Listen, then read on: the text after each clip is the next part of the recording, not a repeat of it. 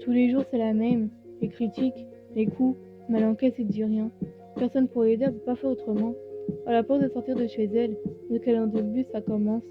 Tout le monde regarde, mais personne ne dit rien. Elle a peur quand elle rentre dans la cour, entourée de quelques potes qui la défendent même pas. À niveau au loin, elle se dit que le cauchemar arrive, elle se prépare à subir.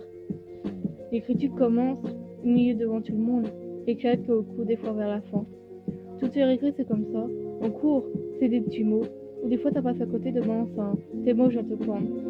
Elle fait semblant de pas entendre, mais au fond ça les détruit de plus en plus. À la fin des cours, elle passe dans les couloirs, bousculée, mais elle avance quand même en gardant le sourire. Le soir, arrivée chez elle, elle s'enferme dans sa chambre, se regarde dans la glace, se déteste, se dégoûte, elle se met à pleurer en silence. Prend cette lame, étreint ses traits qui la soulagent, et pleure encore une fois. Ensuite, elle en fait une ouvrette, ramasse son maquillage, pour que sa mère se doute de rien, et elle va la voir. Sa mère lui demande comment s'est passée sa journée. Elle se force à dire oui, pour pas l'inquiéter. Sa mère lui dit que c'est bientôt le dîner. Elle dit non, c'est bon, je mangerai plus tard et s'en va.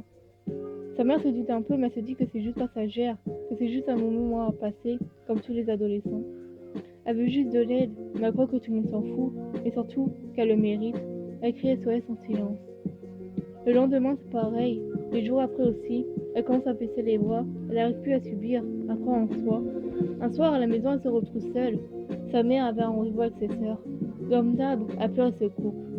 Elle reçoit un message, de qui, elle sait pas, mais ça disait suicide-toi, tu mérites pas de vivre. Tout ça la détruit encore plus et la met encore plus bas. Elle prend cette lame, se taille les veines, prend ses médocs, sort de sa lettre qu'elle avait fait il y a pas longtemps et s'allonge dans son lit. 2 heures après, sa mère rentre seule. Normal, ses sœurs étaient avec leur grand-mère. Elle dit je suis arrivée, ma chérie. Pas de réponse. Elle ouvre sa porte de chambre et la voit. Tout de suite, elle comprend. Elle appelle les pompiers, quelques membres de sa famille, et elle se met à pleurer. Elle comprend qu'elle pouvait plus rien faire. Elle lit la lettre qu'elle avait laissée de côté, le cœur serré. Elle s'en veut. Elle se dit qu'elle aurait dû faire plus attention. Elle criait en silence, mais ce jour-là, son cri fut mort.